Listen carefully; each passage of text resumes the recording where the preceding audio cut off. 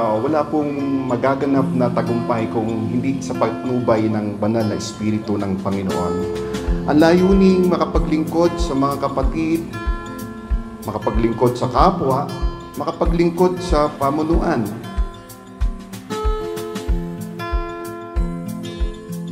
Lugar na ito ay isang malaking responsibilidad. Kailangan ang patnubay ng Diyos tungo sa tagumpay na minimiti ng bawat isa.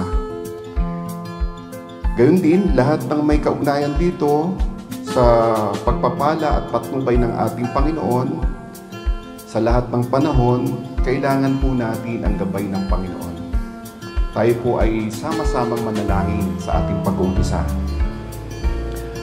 Makapangyarihang Diyos, aming Panginoon, lumikha ng lahat ng mga bagay sa pagpapasinaya at pagtatalaga ng bagong gusaling ito.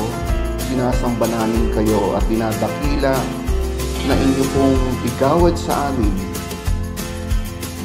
ang iyo pong pagpapala, ang iyong biyaya.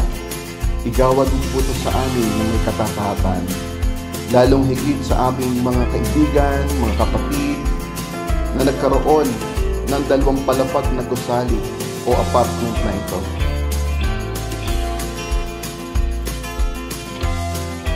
Ingatan niyo po ang lugar na ito. Gawin niyo po itong inyo pong sentro ng kabanalan.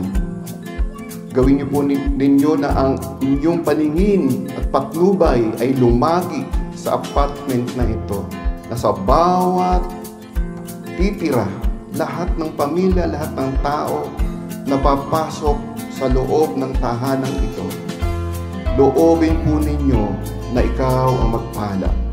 Loobin po ninyo na ang liwanag ng inyong katotohanan ang siyang maghari sa bawat isa na mananatili at titira sa lugar na ito.